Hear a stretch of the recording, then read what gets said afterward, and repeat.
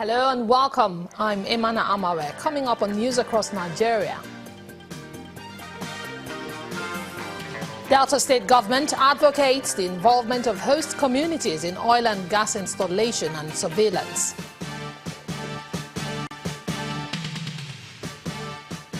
Former President Chief Olusegun Obasanjo seeks more collaboration in fight against human trafficking in Nigeria.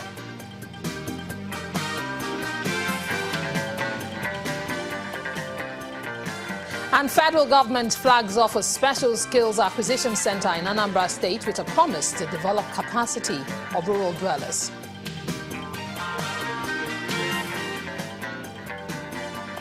Welcome to the program that brings you news from the length and breadth of Nigeria. At least 3 people are feared to have been killed following an attack by Boko Haram insurgents on Pallam village, Madagali local government area of Adamawa State. Pallam residents are reported to have fled their homes after the Monday night attack, in which houses and a clinic in the town were set ablaze. The chairman of Madagali Council area, Yusuf Mohammed, told Channels Television that the military responded to the attack almost immediately and has brought the situation under control. Mr. Mohammed called on the government to boost security presence in the area. Yesterday around 11:30, I received a call from one of our locals in the area that the area is being attacked, and the area called Pallam community under Duku district. So immediately I called the security in Madagali, that is the army and the police, and they moved immediately to that area to curtail the situation. But unfortunately, they burned clinic, burned shops, burned houses, and killed 3 of our people and injured many. So this is what happened yesterday in the night in Pallam. Because of our boundary with Borno State, this thing is from Borno State, and Madagali is the only local government that is bordering with Borno State in a state. So that's why we have been receiving several attacks from Simankara is bordering to Sambisa. So Madagali has been receiving, as you said, attack on daily basis. Army are there, the Mopol are there, and the army, to be honest with you, they are doing their best. But what we have been calling, or what I've been asking from the federal government is to add more troops to that area because it's very porous. The military on ground are doing their best. If you see there is stress in their faces, going up and down, but they are not enough to cater for the whole local government because the local government is porous, bordering Sambisa. Well, it seems there may be solution in sight for the many challenges associated with Nigeria's oil and gas sector. Members of the Advocacy Committee Against Vandalism in Delta State, chaired by the Deputy Governor, Kingsley Otuaro, believe communities need to be involved in the process of installation of oil infrastructure and their surveillance. This was a critical part of their 13-point communique raised at the end of the meeting. For too long now, the country has been troubled by the militants in the Niger Delta. The restive situation stems from the control of crude, the nation's major income source.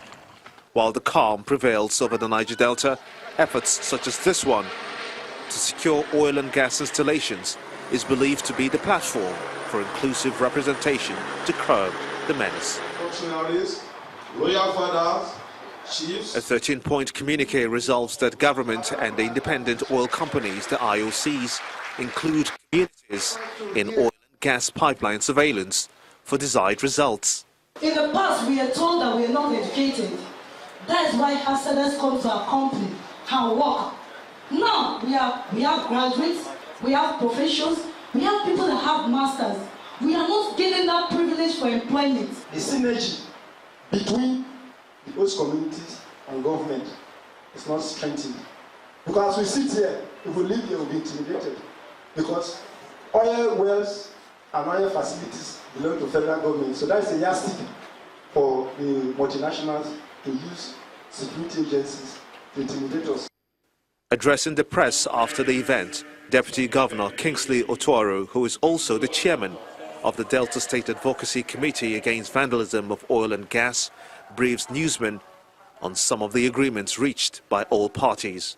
Oil and gas facilities will be better secured when communities are treated as partners in the oil industry so that they see their individual collective destinies as being tied to the overall success of the oil industry, which they must protect vigorously.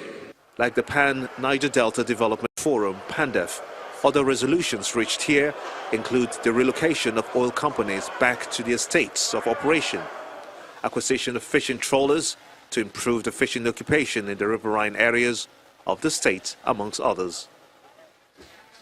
The conference for many raises hope for consolidation on the existing peace and that every agreement reached here will be adopted for sustainable development. And still in the South-South, former President Chief Olusegun Obasanjo is worried about the increase in human trafficking across the country. Chief Obasanjo insists that the burden of trafficking must not be left in the hands of a few people to handle. He made those comments after a meeting at the government house in Benin City, the Edo State capital.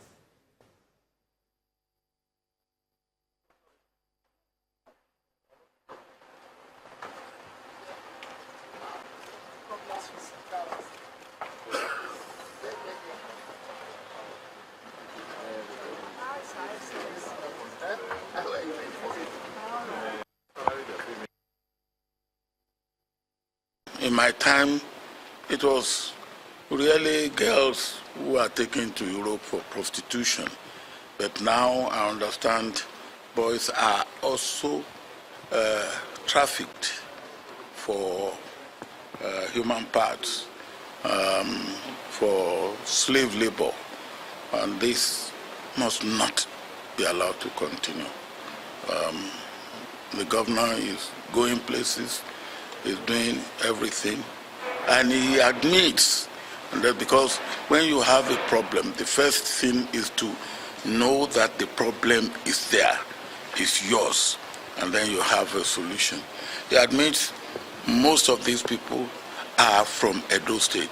There's nothing bad in knowing that a problem is yours and you will spearhead the solution. And that's what he's doing. But then he cannot do it alone. He has to have the backing and support of federal government. He has to have the backing and support of well-meaning agencies and organizations and institutions from outside Nigeria.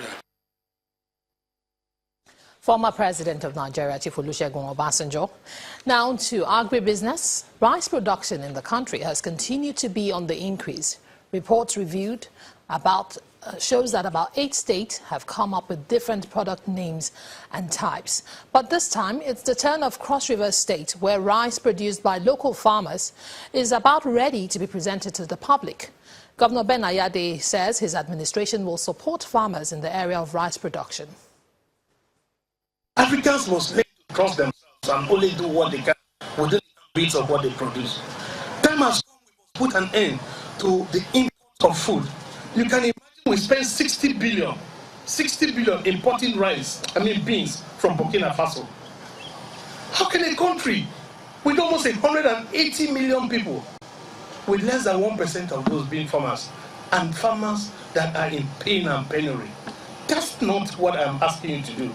It's a farm that we have a mechanization center to support you. So if you want to start your irrigation, you come to government mechanization center. We come and do the irrigation. We come and do your tractorization. We come and do your harvest for you. You send it to the Ogoja processing mill. You want to get your seedling, you come to Calabar, buy your seeds and seedlings from Calabar. And so we have the seed and seedling factory in Calabar to support people who are coming from outside Cross River, coming from outside Nigeria to fly into Calabar. 4 minutes they are at the plant, make their order, take it back to their home country. Governor of Cross River State, Ben Ayade, still ahead on the program 24 hours after an explosion hit a gas plant in the Magodo area of Lagos State. The government in Lagos begins investigation into the cause. That's in a moment.